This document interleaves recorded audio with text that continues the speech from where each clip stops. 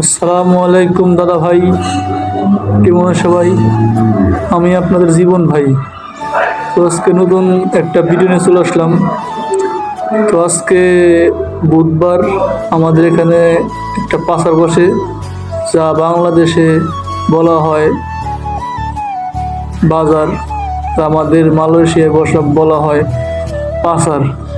তো বলতে বলতে রুমে থেকে বের হয়ে চলে আসলাম পাচারে। দেখতেই পারতেছেন দুই পাশে দোকানপাট। সপ্তাহে একদিন হয়, বুধবার দিন। তো এইখানে অনেক কিছু পাওয়া যায়, ফল, খাবার। দেখতে পারতেছেন আম, আনারস, অনেক কিছু। এটা হলো সবজির স্টোর। এই পাশে দেখেন বার্গারের স্টোর। এইগুলো হলো জুস। আসলে মালাইয়ের অনেক জুস খায় বরফ দিয়ে শুধু। এই দেখেন আরো জুসের দোকান। এই পাশে ফলের দোকান, পাশে খাবার দোকান।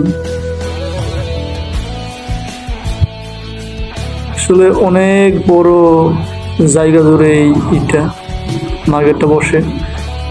দেখতে পারতেছেন বিভিন্ন ধরনের খাউন আসতেছে। দেখেন অনেক দোকান আসেনি, কারণ কি পাচার এখন লাগেনি ভালো মতন করে।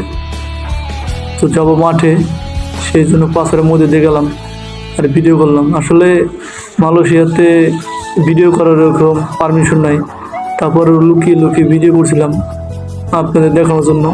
এই দেখেন এটা কাপড় চোপড়ের স্টোর, আমার যেমন কাপড় চোপড় দোকান সেই রকম স্টোর।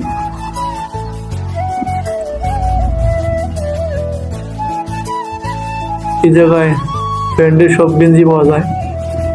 তো এখন চলে যাবো মাঠে, মাঠ থেকে আড্ডা দিয়ে আবার আসবো। তো দেখতে পারতেছেন রাত হয়ে গেছে, মাঠে থেকে আড্ডা দিয়ে ঢুকে পড়লাম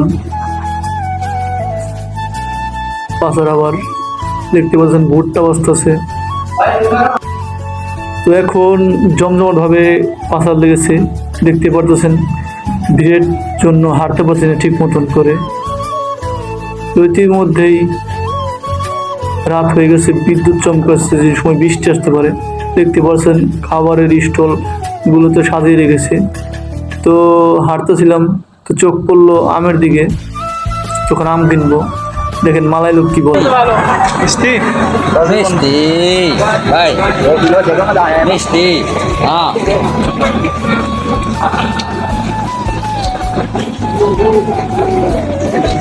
ওকে। বারে বারে বারে বারে মোরা মোরা কি করিস? মোরা মোরা ভাই। প্রথমে আম কেটে দিয়ে টেস্ট করালো, দেখেন আম মিষ্টি নাকি, তারপর নিবেন। তো নিলাম, নেওয়ার পর দেখলাম আম খেয়ে দেখলাম আম অনেক মিষ্টি। তো দুই ভাইয়ে 4 কেজি আম কিনলাম। তো দেখতে পাচ্ছেন ওজন হতেছে আম। তো দুজন দিল, ওজন দেওয়ার পর টাকা দিলাম। নিজে ভাই টাকা দিতেছে।